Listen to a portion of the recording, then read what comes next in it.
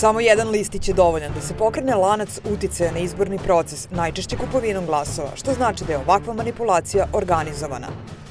Bugarski voz je metoda praktično izborne krađe koja podrazumeva da se biraču da popunjeni listić pre ulaska na biralište, a on sa biračkog mesta zatim iznese prazan listić i za to dobije nadoknadu.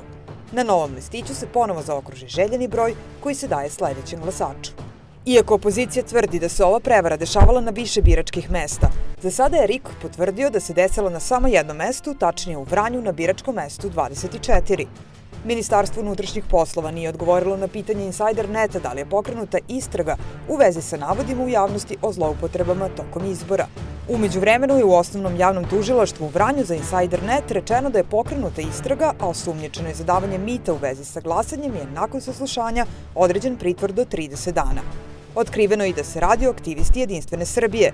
Lider te stranke tvrdi da im je to namestila druga stranka, ali ističe više puta da im nije namestila Srpska napredna stranka. Desila se nepravilnost u Vranju, koju je RIK potvrdio. Saznali smo da se metod zove Bugarski voz. U pitanju je vaša stranka bila, zaokružen listić sa vašom strankom.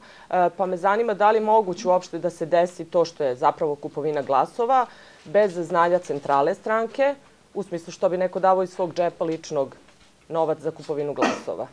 Hvala vam na postavljenom pitanju, ali da vam kažem da je to čista nameštaljka. Nije namestila Srpska napredna stranka, nego jedna druga partija. Dva Roma su imali tu ulogu da odrade i da kažu evo ova žena mi je dala novac, ta žena je pritvorena, jeste ona član Jedinstvene Srbije, a ova dvojica Roma nisu u gradu, nestali su da daju izjave da li je to istina bilo ili ne. Jedan je otišao na operaciju iznenada, tako mi je javio naš predsjednik gradskog odbora u Vranju, i iznenada taj Rom otišao na neku operaciju, ali će se vrlo brzo saznati i javnost će saznati šta je namera toga i zbog čega je upravo izabrana baš Jedinstvena Srbija za tako nešto, a siguran sam da ni naš gradski odbor, a posebno centrala, nema nikakve veze sa tim. Dobro, još jedno pitanje. A šta ako se utvrdi da ipak jesu neki ljudi iz Jedinstvene Srbije, šta to onda znači za legitimitet vaše stranke? Ja vam garantujem da nije.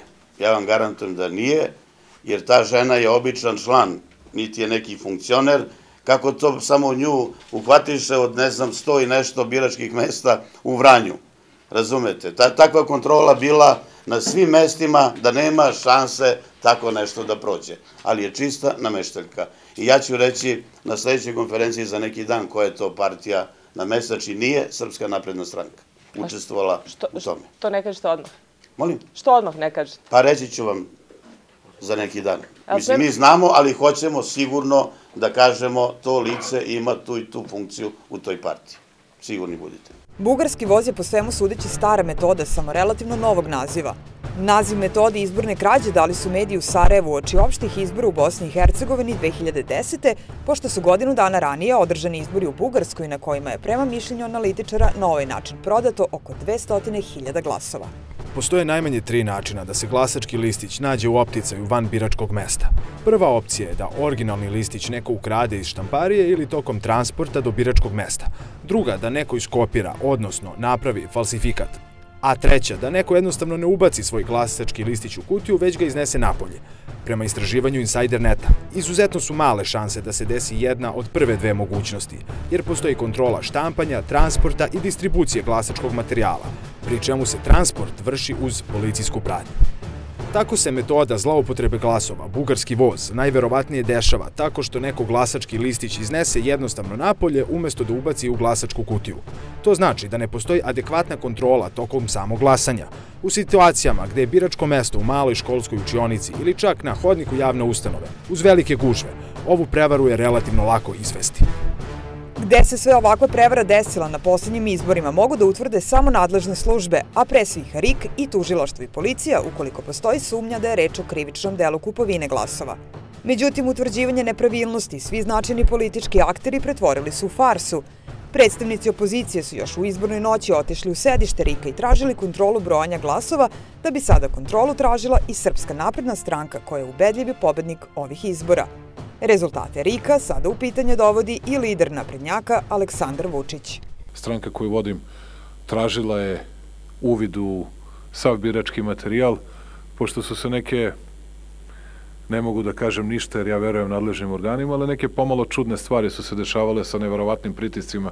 Zamislite da sam ja upadao u neku izbornu komisiju. Morao sam da čekam da pojedu i slaninu i jaje i nasuvo s makom sve da bi otvorili pokrajinsku izbornu komisiju i bio sam trpeljiv i strpljiv. Oni upali u 2 sata noću, tamo prete ljudima, viču nešto i odjednom promenjene rezultate, sve kako su oni hteli. Pravni tim koji će proveravati izborni materijal najavili su i naprednjaci, a pre toga su zajednički pravni tim formirali DS, Dosta je bilo, Savez za bolju Srbiju i koalicija DSS Dveri. Vi znate da smo juče na nekoliko lokacija, najviše u Novom Sadu ili na drugim mestima, i fotografisali situacije u kojima neko nekome očito daje neki listić ili daje neki novac za neki listić.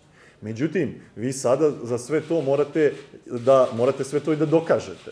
Time što ćete ući u birački materijal i time što ćete na razne načine probati da sva vaša osnovane sumnje jednostavno potvrdite biračkim materijalom.